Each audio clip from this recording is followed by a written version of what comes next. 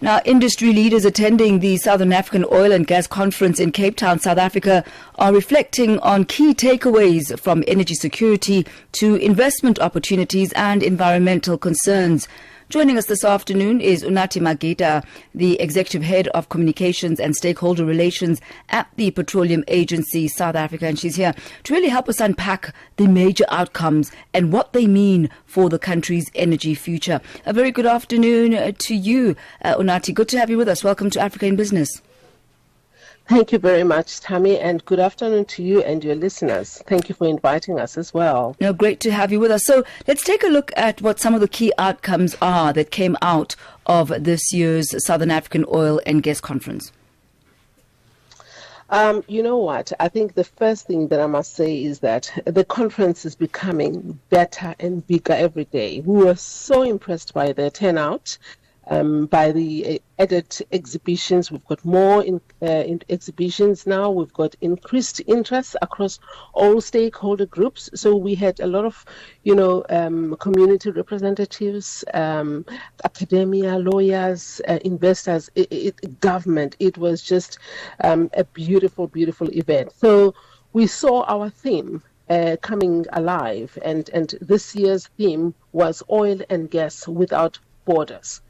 We saw it alive because now we're starting to see how the speakers saw the need for, cross-border collaboration, for infrastructure development and improvement in terms of market penetration, which was, just one of the key things that came out to see that, we've got oil and gas in Southern Africa. All the countries are represented, all the countries have a voice, and all the countries see the need for regional value chains. So it was quite impressive. We're also quite pleased to see the political voice coming out quite strong from our Minister of Minerals and Petroleum Resources, Minister Gwede Mantashe, who really delivered an amazing keynote speech which reaffirmed government's position that oil and gas remains a critical resource to South Africa's energy security and industrial development. So that on its own for us is a vote of confidence to this beautiful and emerging industry that's going to create a huge dent in terms of our economic recovery. You did, Ms. Magida, speak about the need for cross-border collaboration. That obviously speaks to development, it speaks to expansion, it speaks to access to markets. But how is the industry balancing those very key outcomes and those very key directives of development with the very real environmental concerns? Well, I think first and foremost is that the industry itself, as much as it's deemed as a new industry, it is an industry that's got some good and firm regulations. So besides the MPRDA, which is the Mining Petroleum Regulations Development Act, which, provides an explicit, a provision around how oil and gas should be sustainably developed. We also have the National Environmental Management Act, which is managed by the Department of Fisheries, Forestries and Environment. So that act on its own is one of the guidelines that governs how oil and gas exploration and development should be done. So as a result, built into our processes is a very rigid commentary process that invites all the affected and interested parties like DFFE, which is that Department of Environment, SARA, and other interested stakeholders to lodge their comments and submit their comments for each and every application. That on its own balances the actual development of the industry with the proper environmental consideration. So each and every application that we receive has to be brought to all the stakeholders so that they can actually make a comment, especially when the environmental authorization is just about to be recommended. And what so remains? We're taking care of that. You've got that under control. So what remains then the biggest challenge for the sector? So, like I said, the sector is pretty new, even though it may sound like it's been a couple of years. But you can see that Namibia has started, growing their oil and gas interest a lot in the past 5 years. We've been talking about this for a good 10 years plus. And therefore, there has been some pushback in terms of, whether the climate change commitments that we have made have got any impact in terms of pursuing oil and gas as a safe resource. And because of the fact that we have gas which is deemed to be a transition fuel that supports both the renewables as well as providing some stability in terms of the grid, it basically took some center stage in the discussions to say, look, if we now want to actually start utilizing technologies that are less carbon intensive and technologies that are environmentally friendly, then we need to look into gas because it's the perfect technology.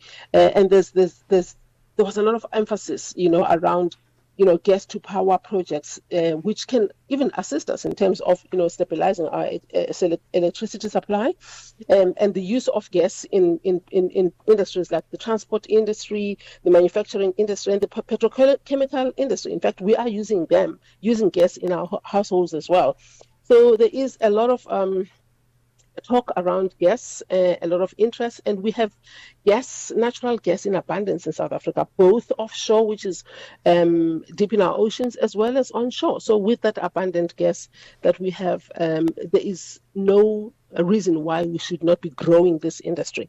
So we are seeing that now there's a big movement towards including all technologies and accepting that this industry is one of the key and strategic industries that can support the country.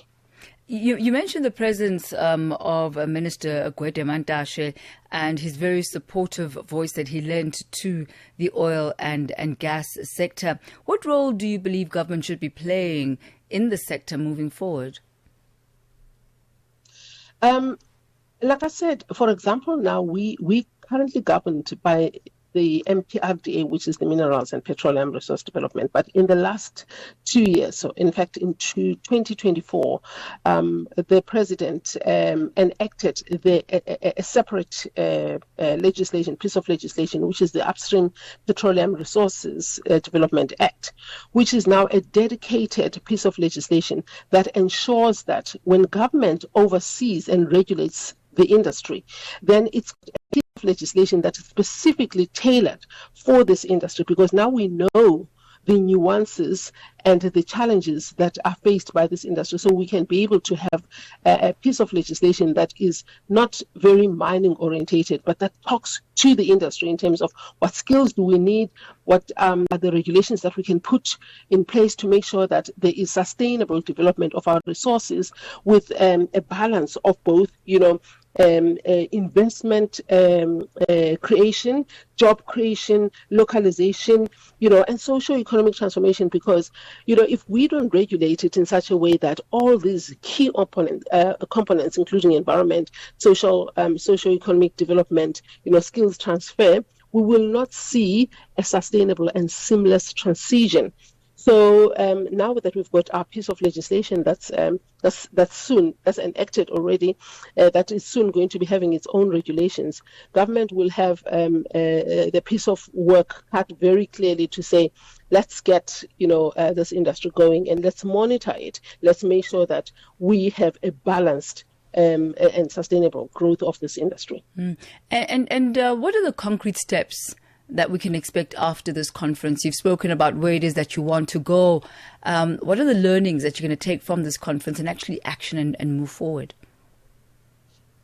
I think without a doubt, one of the discussions that took center stage for us was the importance of, inclusion. And this is something that has been deemed to be lacking in our industry, to make sure that we have not only very good, governance, but governance structures in place, but we have a deliberate and a strong inclusion of historically disadvantaged individuals. And we've got very clear, skills and development capacity, programs. So we're going to start seeing a lot of, involvement of academia. We had a lot of, universities on board demonstrating the programs that they will that they're putting together to support skills development and capacity development for the industry, including skills and resources that will be needed, even beyond the time the investors come to South Africa, so that the investment is not left abandoned. South Africans can continue growing oil and gas independently of the investors. So that's the future that we want to see. And secondly, what I'm loving is the collaboration amongst the Southern African countries in terms of Southern African upstream oil and gas development. So there has been a lot of benchmarking. I ran one session with, a Mozambican COO, Angolan, South African experts that, understand what, economic development is all about. So we're starting to see that regional collaboration in terms of how do we make it better? How do we learn from Angola? How do we make sure that we don't repeat the same mistakes that were made, for example, by Mozambique, so that we don't somebody else who's paid the lessons, then we don't repeat those lessons. So that's going to be coming through quite strongly, and as well as better stakeholder education. For me, stakeholder education and stakeholder engagement is of critical importance, because there's a huge knowledge gap that is out there. So many people are ignorant about oil and gas, and not because they choose to, but because there hasn't been an concerted effort to educate stakeholders and South Africans about our oil and gas, and what oil and gas can do to the economy, and what it can do to uplift the communities, and what it can do to assist with job creation, building industries that are going to make sure that at least we eradicate poverty in South Africa. So there's going to be more deliberate education that goes out there, so that the industries, as they invest, then they can literally find a conducive environment for their investments. Yeah, Ms. Magida, we'll have to leave. No, not a problem at all. As you said, it is a relatively new sector, new as executive head of communications, stakeholder relations. Look like you've got your job cut out for you. Wishing you all the best as you go ahead doing that. We thank you for your time, ma'am. Thank you very much, Thami, and thank you very much for inviting us.